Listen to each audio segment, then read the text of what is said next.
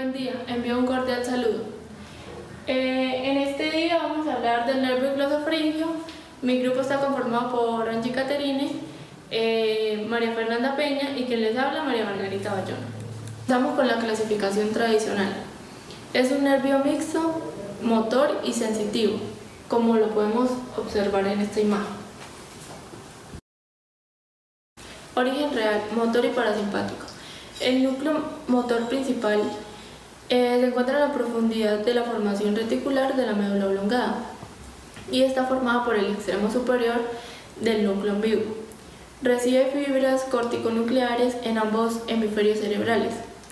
Las fibras eferentes inervan al músculo estilofaringeo. El núcleo motor lo podemos encontrar acá.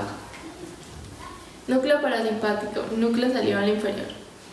Recibe fibras aferentes del hipotálamo a través de las vías autónomas descendentes. Se considera que recibe información del sistema olfatorio a través de la formación reticular. La información referente al gusto también le llega desde el núcleo del tracto solitario a partir de la cavidad bucal. Las fibras parasimpáticas preganglionares eferentes alcanzan el ganglio óptico a través de la rama timpánica del nervio glosofaringeo, el plexo timpánico y el nervio petroso menor.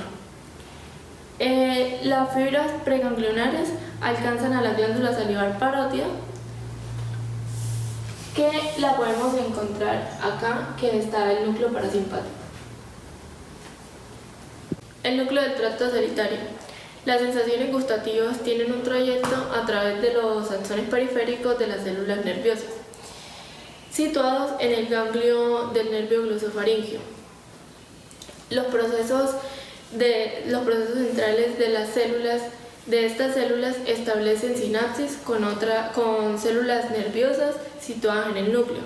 La información percibida con la sensibilidad común entra al tallo cerebral a través del ganglio superior del nervio glosofaringeo, pero termina en el núcleo espinal del nervio trigémino. Sensitiva. A partir de estos ganglios, los axones sensitivos atraviesan el foramen yugular y llegan al bulbo raquídeo, donde se albergan los cuerpos celulares de las neuronas sensitivas del nervio glosofaringeo. En el ganglio superior da las aferencias, que lo podemos ver en esta imagen, y el ganglio inferior da las aferencias, que lo podemos ubicar en esta parte. Los cuerpos de las células postganglionares de las neuronas motoras autónomas se localizan en el ganglio óptico.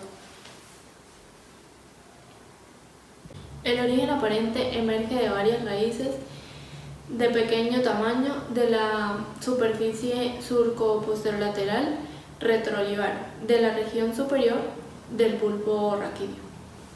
Agujero por el paso del cráneo. El nervio glosofaringeo pasa a través del agujero yugular, el cual está en el hueso temporal.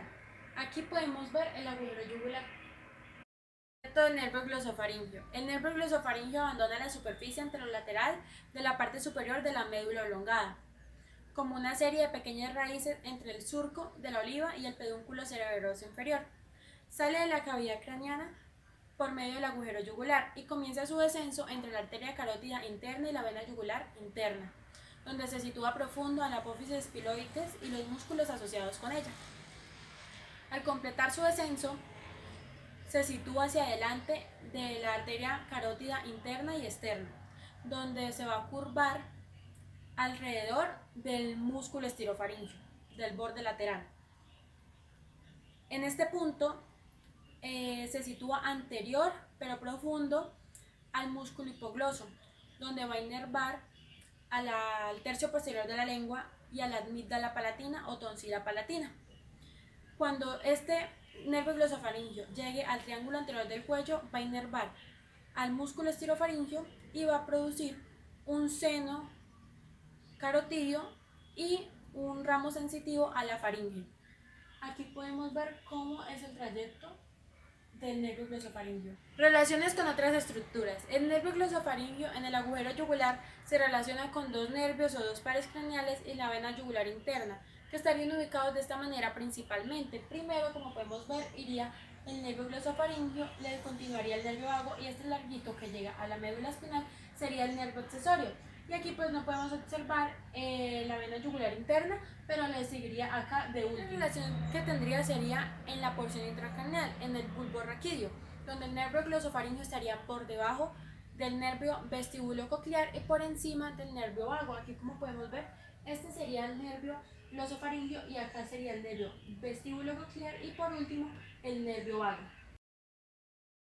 Órganos que inerva. El nervio glosofaringio, como ya sabemos, se divide en motor y en sensitivo, ya que es un nervio mixto. La parte motora tiene una parte motora somática o branquial, que es la que inerva el músculo estilofaringio, aquí como lo podemos ver. Sensitivas. El nervio glosofaringio se divide en una parte sensitiva especial, que es la que va a estar encargada del gusto y la sensibilidad en el tercio posterior de la lengua. El nervio glosofaringio también va a tener otra parte motora, que es la motora visceral o parasimpática, que es la que va a inervar a la glándula parótida por medio del ganglio óptico. El glosofaringio también se subdivide en una parte sensitiva somática, que es la que va a inervar al tercio posterior de la lengua, la orofaringe, las celdillas mastoideas, la trompa faringotimpánica, la almilda palatina o tonsila palatina y el oído medio, como lo podemos ver en esta imagen que está inervando esas estructuras. Por último, el nervio glosofaringio tiene una parte sensitiva visceral, que es la que va a inervar el seno y cuerpo carotidio, la cual la conduce información sensitiva visceral gracias al núcleo del tracto solitario, como podemos ver aquí. La rama timpánica. En el nervio glosofaringio emite el nervio timpánico en el interior del agujero yugular. Este ramo vuelve a entrar en el hueso temporal. Se dirige a la cavidad del oído medio y contribuye a la formación del plexo timpánico. A través del plexo timpánico, el nervio craneal noveno inerva la mucosa de la cavidad timpánica, la trompa auditiva y la cara interna de la membrana timpánica. Ramo del músculo estilofaringio. El ramo motor del músculo estilofaringio está entre los ramos que se originan en el nervio glosofaringio en el cuello, puesto que lleva la inervación sensitiva de la orofaringe que corre a cargo del nervio glosofaringio. Este nervio lleva la inervación sensitiva desde la amígdala palatina y también es el brazo aferente del reflejo nauseoso. Ramo carotidio. Inerva el seno carotidio, un vasoreceptor sensible a los cambios en la presión arterial, y el glomus o cuerpo carotidio, un quimiorreceptor sensible en las concentraciones de gases sanguíneos, ya sean oxígeno o dióxido de carbono. El faringio se divide en ramos timpánicos, ramos del músculo estilofaringio, ramos faringios, tonsilares y linguales y por último el ramo carotidio. Visceral general. Vehiculizan aferencias sensitivas al seno y al cuerpo carotidio. Las fibras de aferencia somática general vehiculizan aferencias sensitivas al tercio posterior de la lengua, a las amígdalas palatinas, a la orofaringe, a la mucosa del oído medio, a la trompa faringotimpánica y a las celdillas mastoideas. Las fibras de aferencias especiales son las encargadas del gusto del tercio posterior de la lengua. Las fibras de aferencia visceral general pertenecen a la fracción parasimpática de la división autónoma del sistema nervioso periférico y estimulan la actividad secretora de la glándula parótida. Y las fibras eferentes branquiales inervan los músculos derivados del tercer arco faríngeo. A continuación les voy a mostrar las fibras parasimpáticas, son las puntadas rojas que llegan hasta la glándula parótida. Las fibras aferentes son las líneas azules que inervan, por ejemplo, las amígdalas palatinas, al tercio posterior de la lengua, a la trompa faringotimpánica y al cuerpo y al seno carotidio. Y las fibras eferentes, como les vengo diciendo, inervan al músculo estilofaringio, que son las rojas. Funciones motoras. El músculo estilofaringio de la faringe es inervado por el nervio glosofaringio. Este músculo actúa para cortar y ensanchar la faringe y elevar la faringe durante la deglución. Funciones parasimpáticas. El nervio glosofaríngeo proporciona inervación parasimpática a la glándula parótida. Estas fibras se forman en el núcleo salival inferior del noveno nervio craneal. Estas fibras viajan con el nervio timpánico al oído medio. Del oído medio estas fibras continúan como el nervio petroso menor y antes de la sinapsis en el ganglio óptico, estas fibras hacen un autostop en el nervio articulotemporal y allí tiene un efecto secretomotor. Funciones sensoriales. El nervio glosofaríngeo proporciona inervación sensorial a una gran cantidad de estructuras en la cabeza y en el cuello. Se presenta el nervio timpánico cuando el nervio atraviesa el foramen yugular, penetra el hueso temporal y entra en la cavidad del oído medio. Aquí se forma el plexo timpánico.